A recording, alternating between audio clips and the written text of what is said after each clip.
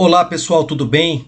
Pessoal, dando continuidade à nossa aula da semana passada, que eu trouxe um artigo para vocês sobre o desempenho específico e suplementação de cafeína no Taekwondo, agora trago para vocês uma revisão sistemática com meta-análise publicada em 2022 que trata do desempenho tanto genérico quanto específico frente ao consumo de cafeína nos esportes de combate. Meu nome é Braulio Branco e vamos fazer ciência agora de forma simplificada, tratando numa linguagem mais acessível para toda a população. Bora lá?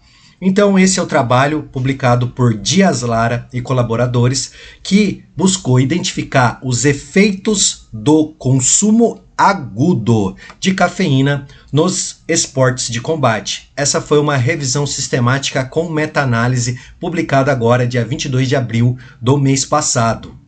Então, basicamente, dentro dessa revisão sistemática com meta-análise, foram selecionados 25 artigos.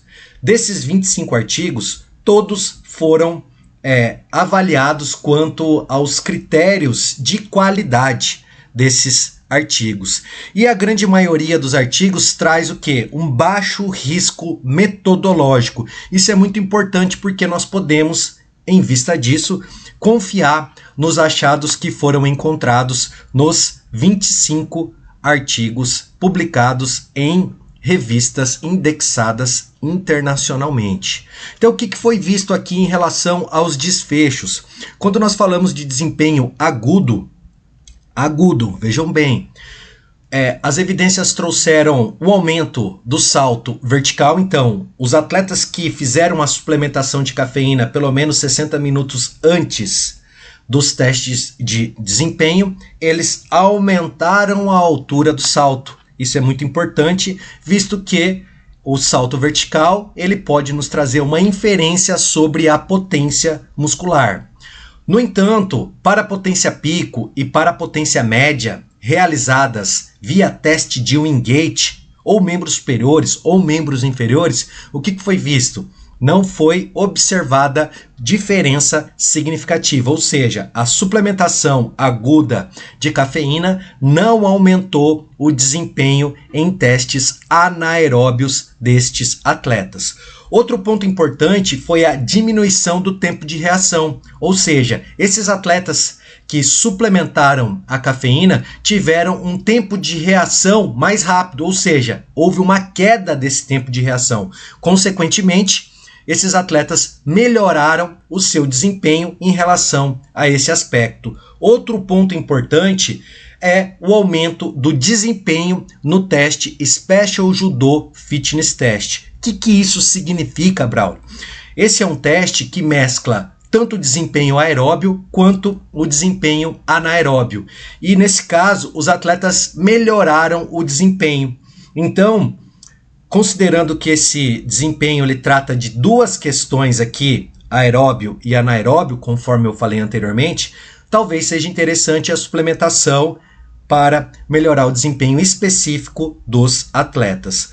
Outra questão muito importante foi o aumento das ações ofensivas nos esportes de combate. Ou seja, os atletas tiveram mais ações ofensivas, isso em número de ações, e, ao mesmo tempo, esses atletas também tiveram um aumento do tempo dessas ações ofensivas. Ou seja, esses atletas aumentaram o volume de luta. Ponto importante, mesmo que esses atletas não venham a projetar, se tratando, por exemplo, do judô, ou passar a guarda, tratando, por exemplo, do jiu-jitsu, eles podem aumentar o volume de luta e, consequentemente, penalizar os seus adversários. E, além disso, conforme nós tratamos na semana passada, uma relação muito importante aqui, para ser destacada, é o aumento da ativação da via glicolítica, conforme nós falamos do estudo de Lopes Silva de 2015.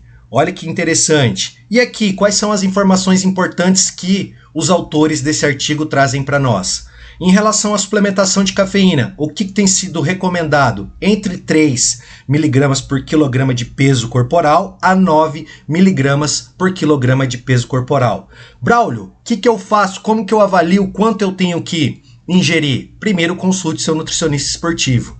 E dentro disso, o que é interessante também? Testar essa suplementação nos treinos. Não comece com a suplementação numa condição de competição e registre essas informações de desempenho, caso seja possível, ou em testes genéricos, ou em desempenho específico, ou até mesmo uma situação de luta. E, por fim, pontos importantes aqui, registre possíveis efeitos colaterais, então pergunte para o atleta, questione o atleta frente a possíveis efeitos colaterais e também esse feedback é muito importante. Então essa conversa após suplementação, durante suplementação, para você poder de fato entender como que o seu atleta responde a essa suplementação. Então essa foi mais uma mini aula do Braulio Branco, fazendo ciência com Braulio Branco, e agradeço aqui aos meus colaboradores, a Clean Sport Prime e a Unicesumar. Um grande abraço a você e, caso você tenha alguma dúvida, entre em contato comigo que eu terei o maior prazer em respondê-lo.